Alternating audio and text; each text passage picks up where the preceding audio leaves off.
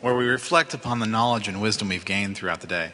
How many of you were in the Android telecast thingy? Just raise your hand. Better yet, who wasn't watching the Android telecast thingy? Okay, so I'm going to go over some things that'll be duplicative for the other people, but, you know, tough. Can we switch to the visualizer, guys? That's not it? That's it. That's my thing. I really need a manicure. This is the Android phone so this is T-Mobile's phone, the G1. So first I'm going to put an M for Munich to unlock the phone.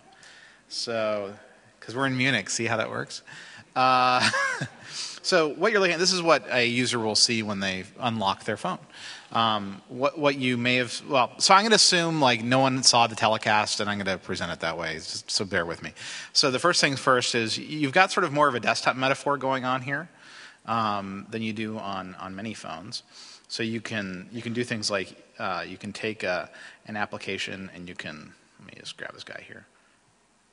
There we go. And you can move it, you know, to a different part of the desktop here. So if you want to hide your browser over here so people don't know you surf web on your phone. You know, you've got these little widgets here, and you can move those around. You know, we've got a variety of different widgets for you, including a little picture frame widget, so you can put, you know, an array of pictures from your family or something on the screen. You've got you know, the search box here, and then this here is sort of your application cabinet, as it were, and this is where you can put all kinds of things, and I'll walk through a couple of those in a bit. But the first thing I wanted to point out, I don't know if you can see it on the visualizer, I think you can, but the background moves at a slightly different pace than the foreground. So we had this really interesting problem. With the Android phone where you've got the slide out keyboard, when you slide out the keyboard you go into a landscape mode, right? And so the question was, how can we make a graphic that'll work great in landscape mode as well as in, I keep on doing that, sorry. I don't normally do this in front of a camera. As well as in portrait mode, and yet have it still look good. And so we came up with the idea of parallax scrolling for the background. This background's only 640 by 480, but it works great on this, you know, quarter VGA screen because of it. And if you look at how it lays out the grid on the applications here, you know, it's actually the same layout. It just gets a little differently compressed and spread out depending on which way you're going. So anyway, so this is obviously the keyboard. This is a sliding. What you can't see is or feel is there's this great little snap. So once you get a little past here, oh, it goes up. And so that's like that little effect and that really great tactileness is the result of like months and months and months of mechanical engineering. It really is. It's quite remarkable too. They tested this hinge to 350,000 operations. So imagine a robot. And now imagine my son who took my prototype version and in between gnawing on it, he was only 2 years old, you know, doing this. And my son, I have this picture of him and he's basically going like this, you know, to the phone. And it's just like, nah, you know, stop. And, you know, but it survived my son. Actually, it survived 2 months of my son, which is really saying something. I've yet to have had a phone that lasted that long under his regime. Anyway, so this is the basic phone. So let's go through all the things that actually matter, like dialing phone numbers. So it syncs with your Google Contacts in Gmail. The way it ships is it's tied to a number of Google services like Gmail and Calendar. It syncs with your calendar. It syncs with your actual email itself, the contacts, and so that's nice. This is a very modular system, though. So suppose you're a system developer for somebody who isn't as thrilled with Gmail as you might be with some other mail system. Well, then it's very easy to write an application and have it take over that activity for mail. And in fact, we offer just a generic mail client that can use IMAP for any of these services in POP3 as well. So you're not locked into Google Mail, right? We do make it nice. I'm not going to lie to you, but that's okay. It can be nice. You know, and so you can star things, you can have little categories. But it's nice too because, frankly, as much as I like the keyboard on this device, it's still a mobile device. It's better to edit my contacts in Gmail or whatever here, and then it syncs up automatically, which is pretty great. I'm not going to call anybody because that'd be kind of embarrassing. Hey, Dad, how's it going? You know. So let's go to, I'm going to go to Maps later because they're going to bring the camera out and follow me around so I can show you the really cool modes of the maps. But one thing I'd like to show you is some of the apps in here. So first of all, the Instant Messenger. This supports a variety of different formats: Windows Live Messaging, Yahoo Messenger, Google Talk, and AIM out of the box, which is awfully nice. We've got multiple email apps. We've got the Google Mail app, but the email app that just supports IMAP and all the rest in POP3. It ships with a couple of games, including Bonsai Blast, which is one of your Joule-style games where you're blowing up little gems, which is sort of a weird metaphor, right? Well, I see you still have it turned up. So this is actually a really, really fun game. I've gotten to Autumn level 13, so it's in seasons, and it's like a haiku. And then it's got the Amazon MP3 store as well. And how many of you have used the Amazon MP3 store before? Just raise your hand. So this is actually not so uncommon that people are like, what are you talking about, Amazon MP3 store? And but it's actually really great because it's all DRM-free MP3s. And so when you're on the wireless, you can go here. You can. What's your favorite band? MC Hammer. Okay. So do you own a pair of parachute pants, sir? So I'll type in MC Hammer. Hammer, Don't Hurt Them, I think is the album that you're looking for. And then I'm on the wireless, so this works best over the wireless. Please, Hammer, Don't Hurt Them. So you'll notice that's $9.40. They're still charging $9.49 for that album. Wow, that hurts. So you can hit buy and then hit buy again. And it says Wi-Fi not enabled. Oh, I meant to turn it on. Yes. So and then you put in your Amazon account. And it will start downloading it, and then it'll show up in the music player. I'm not going to do that because as much as MC Hammer is, powerful, I have to tell you one of the weirdest moments in my career at Google was I was sitting in one of our cafes, the vaunted Google cafes, and this fellow by the name of Chris Sacca came in. He's like, "Chris, I want you to meet a friend of mine," and I'm like, "Yeah, who's that? Is that MC Hammer?" And he had brought MC Hammer over to meet Googlers, and I'm like, this is so weird, But Chris Sacca had a habit of doing things like that. He would always Twitter things like "hanging with MC Hammer in Hollywood." I'm like, what?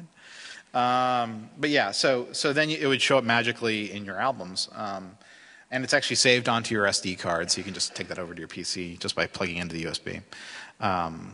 Songs. Let me go something. So yeah, so you can see the album art here. So suppose you loved. It's always embarrassing to show your list of music to other people, isn't it? It's like, oh boy, they're going to know I like this stuff. There you go. Who doesn't like this song? This is actually one of my wife's favorite songs. So you can listen to Steve Forbert if you're into Steve Forbert. And then you can do kind of funny things. You can, suppose you're wondering, hey, I wonder if there's some YouTube video of this guy doing stuff.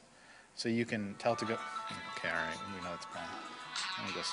So this is a cool thing. You have this notifications bar, and so you can go away from those things pretty quickly.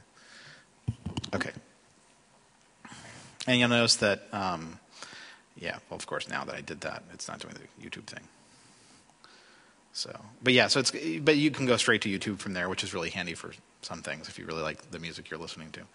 And then, so music works really nicely, and then we have this marketplace here. I'm getting this horrible reflection off the light up here, but if you didn't have light, you wouldn't be able to see anything. So I'm sort of running off the monitor here, so that's why I keep on missing things with my finger. So the Android market is pretty great. Let's go to demo, I guess.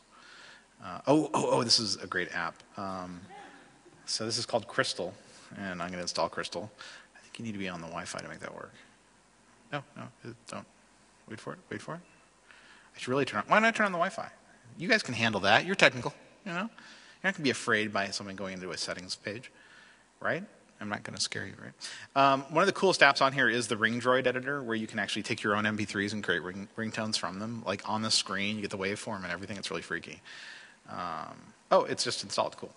So this is my 2-year-old's second favorite application. So here, let me go on. So we had an internal sort of competition for people to create apps, and somebody made a Tribble app, basically. So we also call it a battery killer because it basically it vibrates the vibrator really fast and it makes lots of noise. And my son sees this and he just goes crazy. So, but his favorite app is the YouTube app. He's 21 months old, right? So right now, YouTube means trains and owls. So if we go to YouTube and I type in the train, I usually it's still playing in the background. So we're going to search and we're going to go to 844. 844 is a train. So you can go there and basically, once he sees that little circle going around, he goes nuts because he knows what's coming. He's like, oh yeah, there you go, give me a train. And he's like, train, it's like victory, So he really loves the train videos. And then he'll usually about 3 frames into the picture, he'll go owl, owl, owl, owl, because he likes owls. But I'm not going to subject you to like my son's greatest hits. But you can favorite videos. So like if you look at my favorites, I've got snowy owls, I've got barn owls, in flight, attacking things, killing things, and then trains, snow trains, and a kitten video because you have to have a kitten video if you have kids. And my daughter is crazy about kittens. So it's got a camera, it's got Wi-Fi, it's got HSPDA, it's got 3G, it's got 7 antennas crammed into this poor case. Bluetooth, you name it. So it should work just pretty much anywhere you're going to go. And yeah, so that's the basics of this. I'll show you the basics of the map, and then when Marcus is finished, I think Marcus, you could take a few minutes here because we have to switch to the carry camera to really show off the maps. Maps are just maps. They're kind of, mappy. They make with the maps. What do you say about a map that hasn't been said? So here's my hometown, sort of. In California, not far from my work. So that's what Google looks like from above. Actually, no, that's a trailer park. There's this trailer park that's right next to the high tension lines. So this is what a map looks like on the phone coming over 3G, which is great. So if Marcus, if you want to come up and do some wrap-up notes and some goodbyes and the rest, Marcus, our engineering director, and then we're going to switch over to the carry camera here. So this is going to be shut off, and yeah. Okay, so what we're going to do now is really the best way to show off the map capability is using him. What's your name? Martin. Martin? Martin. So Martin and I are going to be dancing up here. What you're looking at here is basically the map of the Google campus is basically right here. And so when we were creating Street View, which I'm sure who hasn't heard what Street View is? Yeah, it's gotten a lot of press here.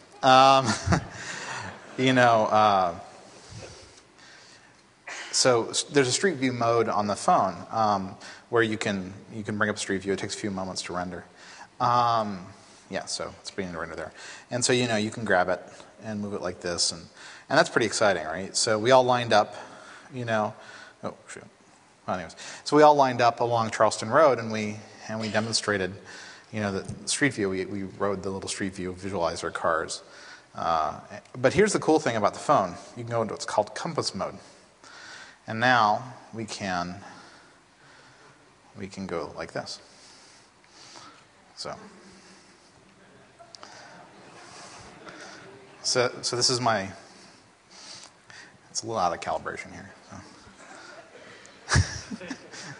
I have to go a little faster. There you go. All right. So you can.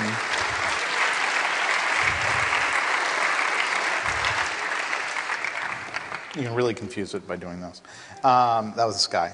So there's the Google campus. You can see it there. And the point is, you can sort of like walk into a whole other world this way, and sort of see everything at a spot like this. Oh, there's like the sun. That's really useful. Okay, so now I'm going to have him follow me over here and watch your step. So you remember the app that we created earlier today? So what we're going to do, let me know when I can just put it like that. We're going to do a couple of things here. So we have 2 screens. I'm making this a little more challenging than he was expecting too. So this is our Eclipse here. So we're going to plug this in like that. And so, it's charging. That's nice. So while that's sitting there, I'm going to go over to this screen here and make sure it's been recognized by the operating system. I think it has.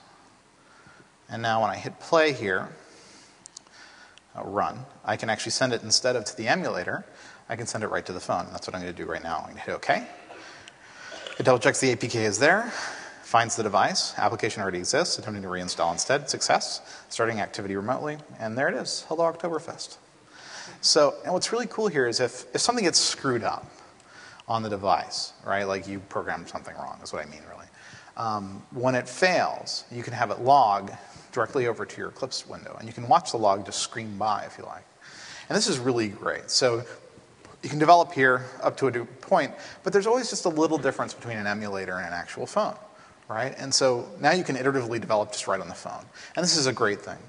This is very, very handy for us, and we've made no end of applications in this manner. So that's the basics of it. I could plug in more than one phone also into the same laptop. You can have as many emulators running as you like, and you can just pick. I don't know if you can show them this interface here.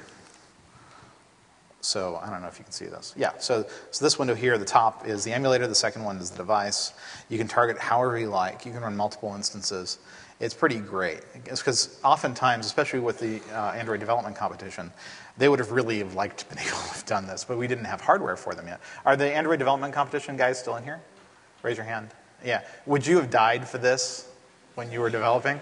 Especially the geographically enabled ones. They were like, we had to do all this stuff to enable this and that, and they would have really loved this. So you have something they don't have, right? But they can have it too now, I guess. So yeah, so that's the long and short of developing on the phone. You can take off now and relax, you know, and go have a beer. So thank you, Martin.